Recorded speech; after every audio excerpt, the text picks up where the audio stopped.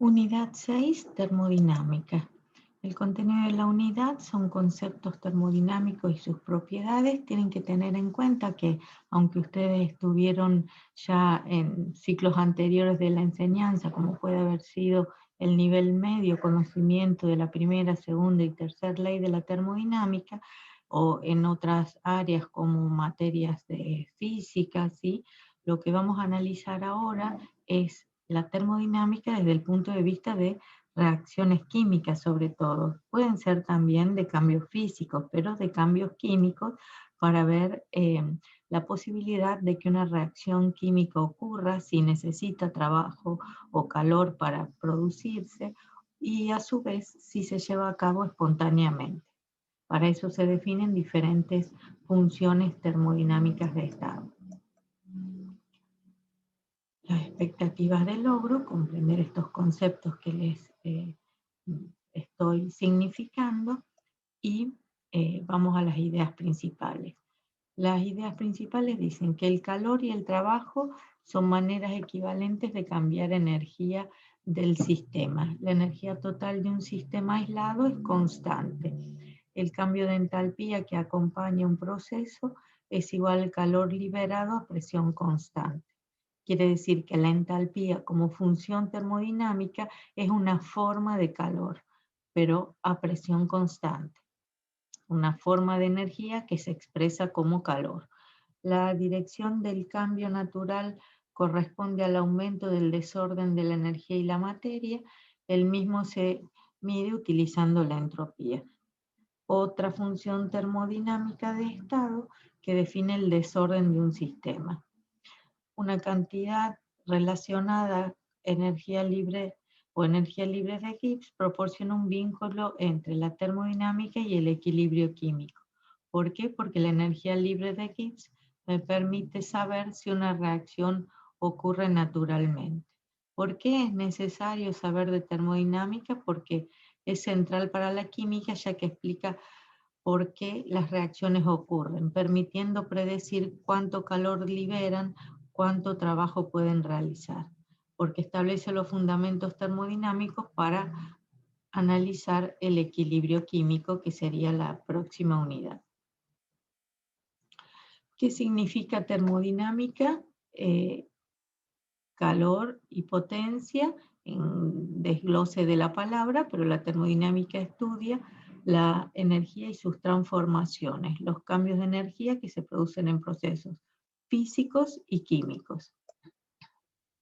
Permite estimar la reactividad química, constantes de equilibrio a partir de propiedades de reactivos y productos de reacción. Y es de mucho interés para el área de la química. Uno de los aspectos más importantes de la química es la producción y flujo de energía. Ya van a ver en la última unidad, unidad 9, cómo transformamos energía química en energía eléctrica. Y todo gracias a un tipo de reacciones que son las de oxidación-reducción, por ejemplo. Vamos con algunos conceptos generales. El calor es la transferencia de energía térmica entre dos cuerpos que se encuentran a diferentes temperaturas. Hay un flujo de calor entre esos dos cuerpos. La temperatura es la forma de medir ese flujo de calor. Un sistema, como vemos en el inicio del cuatrimestre, es una parte pequeña del universo que se aísla para someter a estudio, o sustancias que intervienen en los cambios químicos que se están estudiando. Universo es el sistema más los alrededores o medio ambiente, y se considera alrededores o medio ambiente o entorno al resto del universo externo al sistema. Esto es para tener en claro, porque como estamos hablando de flujos de energía, como puede ser el calor va a fluir del sistema al medio ambiente o entorno o viceversa. Para recordar también sistemas abiertos, cerrados o aislados, en su clasificación, un sistema abierto intercambia materia y energía con el medio ambiente, un sistema cerrado solo intercambia energía y un sistema aislado no intercambia ni energía ni materia con el medio ambiente.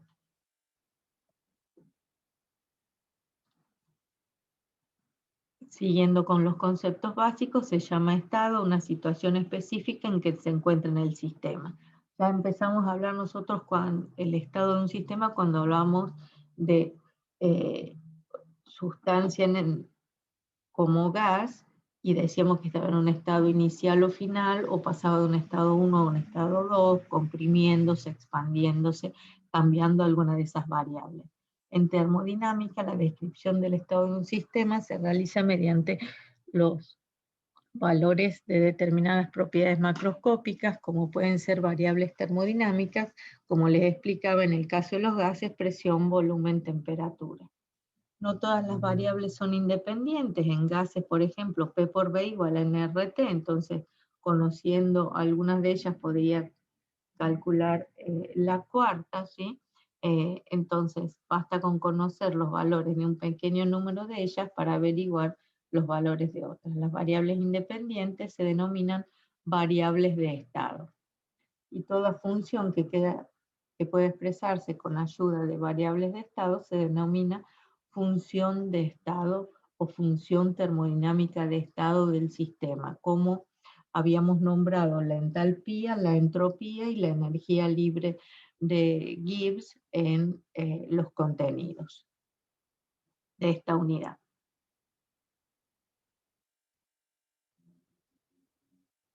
Variables de estado, para recordar, magnitudes que pueden cambiar a lo largo de un proceso, por ejemplo, en el transcurso de una reacción química.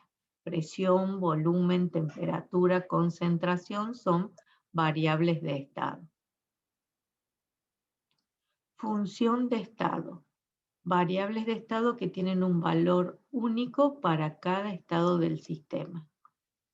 La variación depende del estado inicial y final y no del camino desarrollado, y se representa por la letra delta, ¿sí? ¿Se recuerdan? Estado final menos inicial, y X estaría representando cualquier función de estado. ¿Quiénes son funciones de estado en la termodinámica? La energía interna del sistema, la entalpía, la entropía y la energía libre de Gibbs. No lo son el calor y el trabajo, que son formas de flujo de energía. ¿Esto qué significa? Que va a depender del camino que se realice para sus variaciones, hablando del calor y del trabajo. ¿Qué formas de energía conocemos? Térmica, potencial, cinética, solar, química, ¿sí? Y como definición general, la energía es la capacidad para efectuar un trabajo. La termodinámica estudia los cambios de energía que acompañan a los procesos físicos y químicos, y la termoquímica estudia los cambios de energía de las reacciones químicas.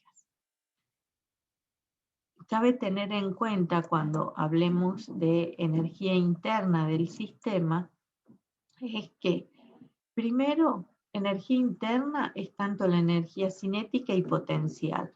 La energía cinética no es solo energía de traslación en la materia como sustancia química, sino también sabemos que puede tener una capacidad de movimiento, de rotación y de vibración. Todo esto es capacidad de movimiento, entonces incluye a la energía cinética. Y la energía potencial también de atracción y repulsión entre las partículas que forman la materia, como pueden ser partículas subatómicas como los electrones y en el núcleo los protones, que generan atracción y repulsión entre ellas. La primera ley de la termodinámica. En cualquier proceso la energía se conserva, no se crea ni se destruye, sino que se transforma. Esto ya lo conocen de su formación previa, ¿sí? Pero lo que tenemos que tener en cuenta es cómo lo vamos a focalizar desde el punto de vista del análisis de una reacción química. En un sistema cerrado, la energía intercambiada en forma de calor y trabajo entre el sistema y los alrededores o medio ambiente es igual a la variación de energía interna. Energía es la capacidad para realizar un trabajo y para transferir calor, ¿sí? Y vuelvo a repetir, la energía interna es la energía total del sistema, cinética y potencial. La cantidad combinada de materia y energía del universo es constante según la primera ley de la termodinámica, pero veamos ahora qué pasa en una reacción química. La energía, en función del avance de la reacción, sabemos que la variación de energía, en este caso liberada porque la reacción es exotérmica, tiene un valor constante de 980 kilojoules, cuando el metano y el oxígeno producen dióxido de carbono y agua. Esta es una reacción de combustión completa. Fíjense la importancia de indicar los estados de agregación de la materia, porque la formación de dióxido de carbono gaseoso y agua líquida, cuando se quema metano en presencia de oxígeno, produce, porque libera al medio ambiente, 980 kilojoules. Si en lugar de formar como productos dióxido de carbono gaseoso y agua líquida, generáramos los productos en el estado gaseoso, sabemos que el agua líquida tiene menor energía que el agua gaseosa, de manera tal que esta reacción me daría 802 kilojoules. Y para que el agua gaseosa se transforme en líquida, se le están liberando 88 kilojoules también, de manera tal que la suma de ambas me dan 890 kilojoules. La energía interna de un sistema es la suma de todas las energías cinéticas y potenciales de todas sus partes componentes. La energía interna incluye no solo los movimientos e interacciones de las moléculas, sus rotaciones y vibraciones internas, sino también las energías del núcleo de cada átomo y electrones que lo constituyen. No se pueden medir experimentalmente su valor absoluto, pero es fácil medir y o calcular sus cambios. Pueden encontrar, según la bibliografía, la expresión de la energía interna o la variación de la energía interna como delta E o delta U. En función de es una función de estado y entonces queda expresada como el estado final menos el inicial. Y la energía interna del sistema más la de los alrededores es igual a cero por la primera ley de la termodinámica. Entonces la energía interna del sistema es igual a la de los alrededores. La energía química liberada en un sistema es igual a la energía absorbida por el entorno. Si vemos dos estados de un sistema, A y B, los cambios en calor y trabajo, según el camino que se siga, como no son funciones de estado, son diferentes. Pero la energía interna entre ambos estados es siempre la misma. Delta U en general es igual a delta U1, igual a delta U2, igual a delta U3, que son los tres caminos diferentes. Hablando del calor y el trabajo, que no son funciones de estado, y aplicados a la primera ley de la termodinámica, un sistema puede intercambiar energía con su entorno de dos maneras, a través del calor o trabajo, ¿sí? Cuando el calor ingresa al sistema, por convención se considera que es positivo, y cuando libera el sistema al medio ambiente, por convención se considera que es negativo. U mayor a cero y menor a cero respectivamente.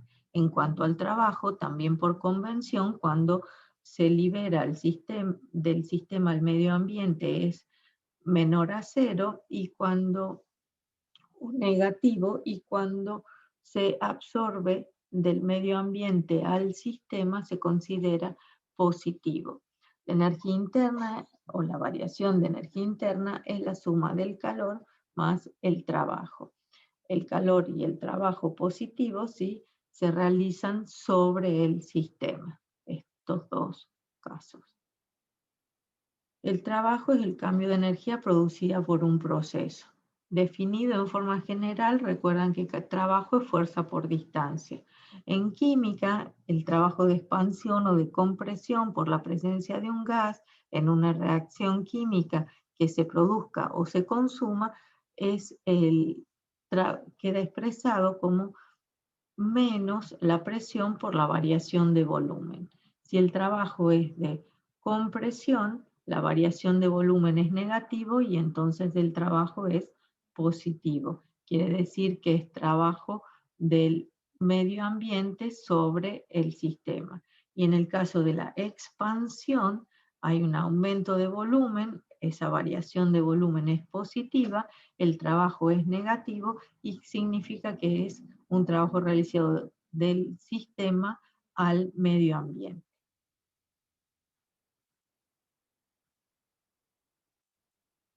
Los calores de reacción, dado una reacción química genérica, A moles de A más B moles de B, que me dan C moles de C, se llama calor de reacción al calor absorbido o desprendido durante el transcurso de una reacción química.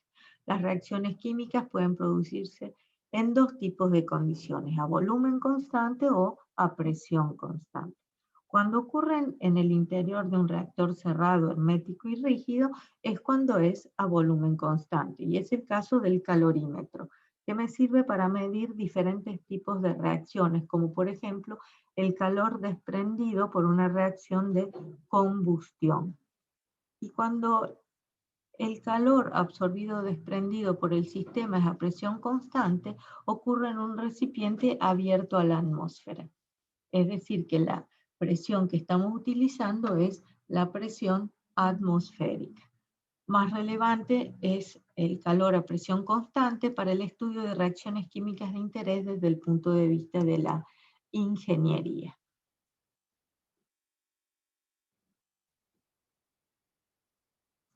La calorimetría mide los cambios de entalpía asociados a procesos físicos o químicos. La entalpía es el calor a presión constante y se definen calores intrínsecos a la materia como pueden ser el calor específico y la capacidad calorífica. El calor específico es la cantidad de calor necesaria para elevar la temperatura de 1 gramo de sustancia en 1 grado centígrado y es diferente para cada fase. Quiere decir que tenemos un calor específico para el agua líquida, para el agua sólida, que sería el hielo, y para el agua vapor, en joules por gramo.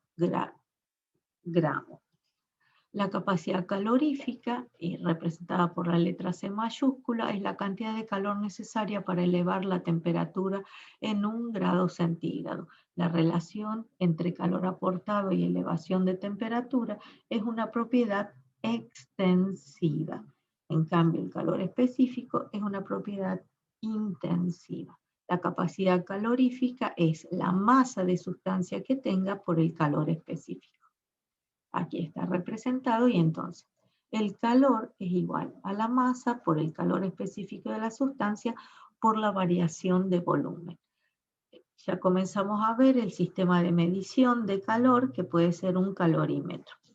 Es un sistema aislado con paredes aislantes de manera tal que el calor, el sistema es hermético, no hay intercambio de calor con el medio ambiente. Consta de un volumen de agua conocido, ¿sí? Un agitador para homogeneizar la temperatura del agua, un reactor donde se produce la reacción de combustión, un termómetro que mide la variación de temperatura del agua que rodea el reactor y terminales eléctricas que generarían la reacción química.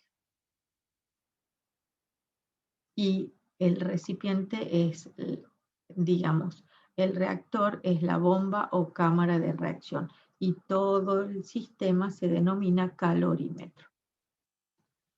Se puede confeccionar un calorímetro de manera casera, como van a ver en el práctico de laboratorio, con recipientes aislantes de telgopor, ¿sí?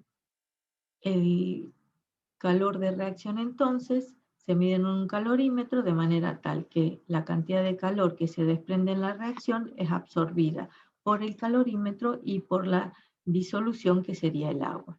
La calorimetría a presión constante, es decir, el calor a presión constante, es la variación de entalpía, que es una función termodinámica. Las unidades son unidades de energía, como pueden ser joules, y también es útil conocer la unidad de energía caloría, que es 4,187 kilojoules, perdón, joules.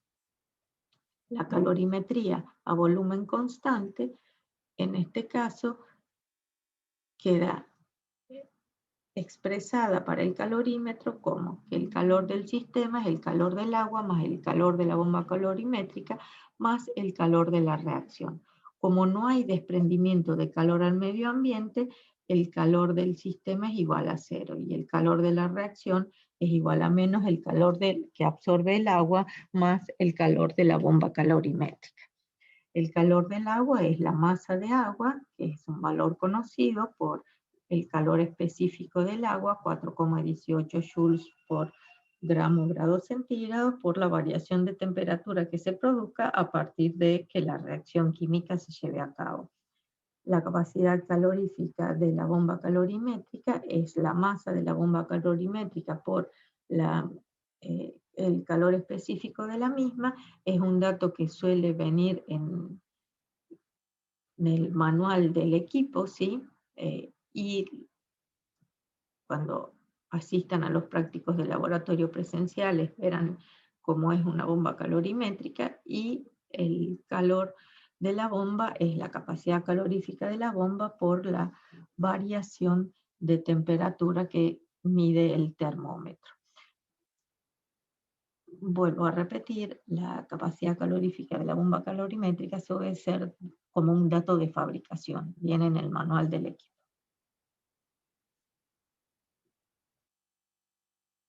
Entonces, hagamos análisis particulares de la primera ley de la termodinámica. La variación de energía interna es el calor más el trabajo. Si el sistema está aislado, ¿qué ocurre? No interactúa con los alrededores, no hay transferencia de calor, el trabajo realizado también es igual a 0 y por lo tanto no hay cambio de energía interna. La energía interna de un sistema aislado permanece constante. El calor es igual a 0, lo mismo que el trabajo, y delta E es igual a 0. La energía interna del estado final es igual a la energía interna del estado inicial del sistema. Para un proceso cíclico, que significa que mi estado final y mi estado inicial coinciden, es decir, parto de un punto 1 y vuelvo a ese mismo punto 1, es un proceso que comienza y termina en el mismo estado de manera tal que la variación de energía interna es igual a 0 y el calor es igual a menos el trabajo. Para un proceso donde el trabajo es igual a 0 porque el volumen es constante, la variación de volumen también es igual a 0, ya que medimos en una reacción química el trabajo de expansión o compresión. En este estado, si se le agrega o quita calor al sistema, el calor es positivo o negativo respectivamente y la energía interna aumenta o disminuye. Esto es que para un proceso donde no existe trabajo, el trabajo es igual a 0 y la variación de energía interna es igual al calor.